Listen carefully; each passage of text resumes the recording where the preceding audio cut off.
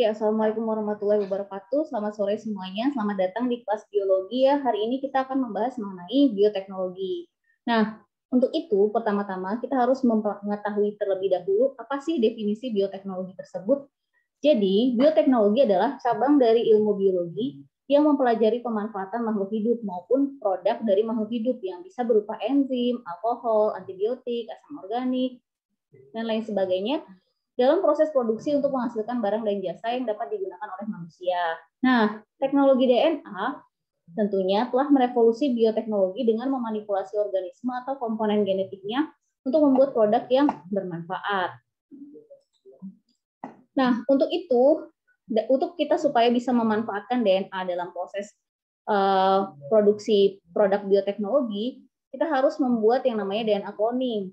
DNA cloning ini merupakan potongan DNA yang berukuran gen dalam salinan yang identik. Nah, sebagian besar metode untuk mengkloning potongan DNA di laboratorium itu biasanya menggunakan bakteri dan juga plasmid.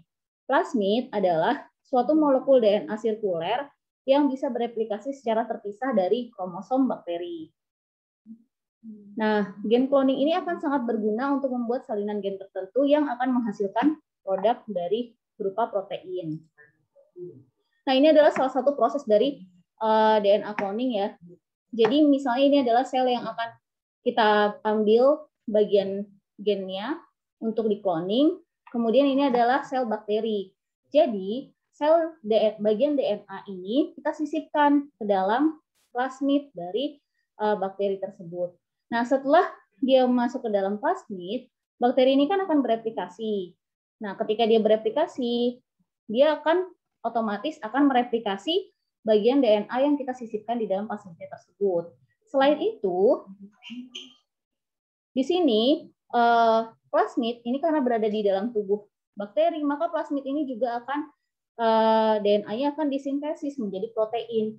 Nah, oleh karena itu, bakteri ini akan menghasilkan protein-protein yang nantinya bisa kita panen untuk kepentingan manusia.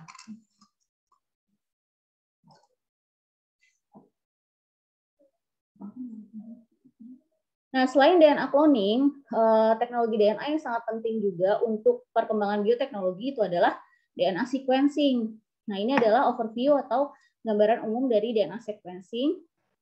Jadi, untuk sequencing DNA yang panjang, itu DNA terlebih dahulu itu dipotong-potong dengan memberikan dideoksiribonukleotida pada ujungnya atau DDNTP. Nah, DDNTP ini akan menempel pada untayan DNA yang disintesis dengan panjang yang berbeda-beda. Lalu, DDNTP ini akan ditandai dengan label fluoresens yang berbeda untuk mengidentifikasi nukleotida di setiap akhir dari fragmen DNA tersebut. Contoh nih misalnya, guanin, ini labelnya warnanya hijau. Adenin, labelnya warnanya ungu. Kemudian, sistein, labelnya warnanya merah. Dan timin labelnya warnanya kuning. Nah, sehingga hasil dari sequence DNA ini kita bisa melihat berupa peak ya atau gelombang-gelombang ini yang warnanya berbeda-beda. Jadi warna yang berbeda ini menunjukkan ujung dari sequence tersebut. Kemudian urutan DNA ini akan kita baca dengan menggunakan spektrogram. Nah, untuk mempelajari ekspresi dari gen tunggal dalam menghasilkan produk bioteknologi, jadi ada beberapa perubahan ekspresi gen yang bisa kita uji ya, yaitu dengan cara misalnya yang pertama dengan menggunakan Norton blotting atau dengan menggunakan RT-PCR untuk mengetahui apakah suatu gen itu mengekspresikan suatu sifat tertentu. Nah, ini contohnya ya.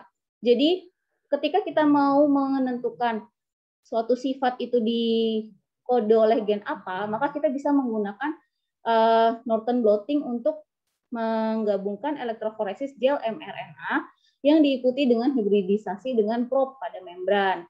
Nah, identifikasi mRNA pada tahap perkembangan tertentu akan menunjukkan fungsi protein tersebut. Jadi, karena sifat suatu makhluk hidup itu ditentukan dari proteinnya salah satunya. Nah, ini yang lebih maju ya daripada Northern blotting itu adalah dengan teknologi reverse transcriptase polymerase chain reaction atau RT-PCR. Nah, di sini dari mRNA, jadi mRNA ini kan yang nantinya akan di-translate ya menjadi protein.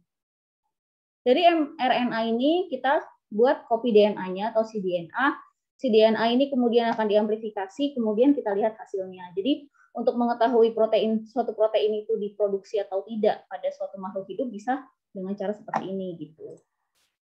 Nah, untuk menentukan fungsi gen dari suatu gen ya, fungsi dari suatu gen, kita bisa melakukan silencing atau menonaktifkan gen tersebut untuk mengamati konsekuensinya. Nah, di sini adalah contohnya yang digambar A. Ini kalian bisa lihat ada 3 macam tanaman. Tanaman ini sebenarnya satu jenis ya, satu spesies namanya Arabidopsis thaliana. Jadi pada Arabidopsis itu ada yang di silence gennya. Di sini kebetulan yang di silence gennya adalah PSBU-BR1. Nah, ketika di silence gennya, ternyata ini mengakibatkan tanaman ini tidak bisa mekar bunganya. Jadi dari sini bisa kita simpulkan bahwa gen ini punya peran dalam pemekaran bunga.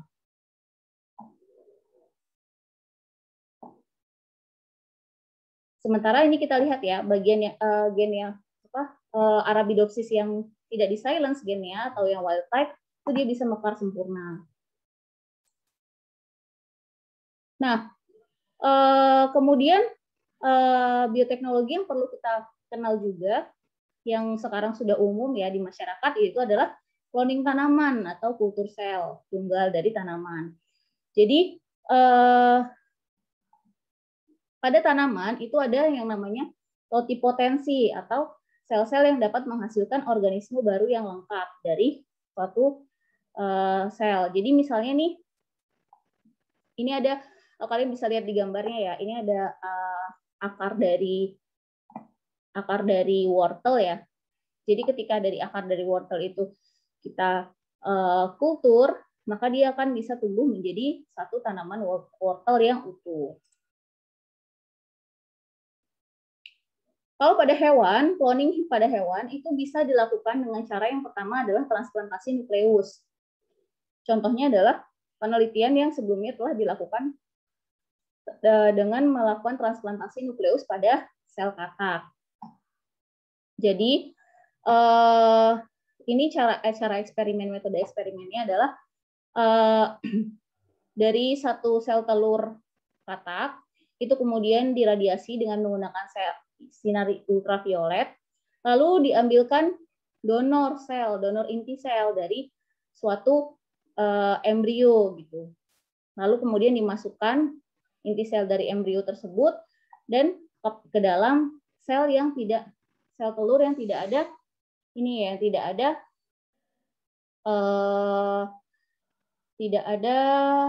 inti selnya. Lalu hasilnya dia akan berkembang menjadi anak katak ya, atau tadpole. Lalu cloning pada reproduksi mamalia. Kalau misalnya mamalia yang kalian sering perhatikan ya, kayak misalnya ada beberapa tahun lalu tuh heboh cloning domba. Jadi contohnya tuh domba doli. Jadi domba doli ini di cloning dari mana? Jadi sel ovarium atau sel telur itu diambil inti selnya, difusi dengan menggunakan inti sel dari kelenjar susu atau kelenjar mamae. Nah, kemudian karena dia memperoleh inti sel dari kelenjar mamae, sel telur ini kemudian akan berkembang menjadi embrio dan menghasilkan domba gitu. Nanti setelah dewasa dia bisa berkembang menjadi domba. Nah, kalau misalnya selanjutnya ya untuk bioteknologi yang sangat berperan penting dalam kehidupan kita, salah satunya itu adalah stem cell atau sel punca. Nah, sel punca ini adalah sel yang tidak terspesialisasi dan bisa mereproduksi dirinya sendiri tanpa batas waktu dan berdiferensiasi menjadi sel khusus atau sel yang dari satu sel atau lebih. Nah, sel punca ini diisolasi dari embrio pada awal tahap blastosis.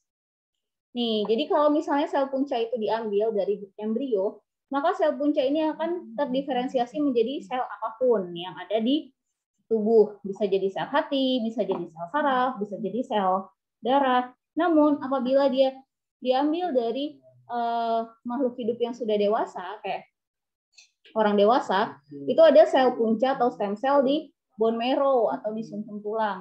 Nah, ini hanya akan menghasilkan beberapa jenis sel saja. Contoh misalnya di sumsum tulang hanya akan menjadi sel darah, yaitu sel darah merah maupun sel darah putih.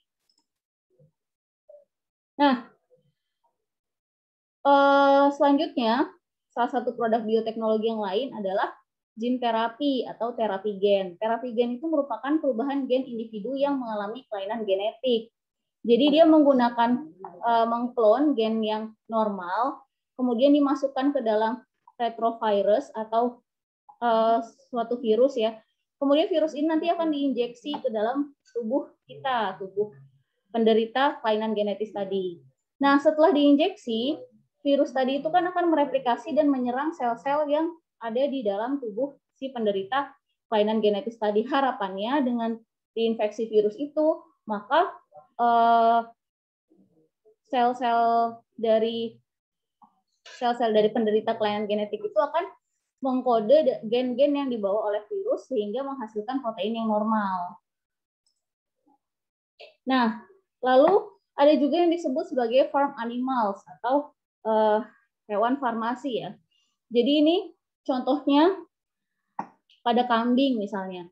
Jadi pada kambing ini disisipi oleh gen tertentu yang nantinya kambing ini akan menghasilkan protein yang di air susu kambing itu menghasilkan protein yang mengandung di sini antitrombin. Nah, antitrombin ini bisa digunakan untuk donor darah pada manusia. Kalau pada tanaman, salah satu rekayasa genetika yang paling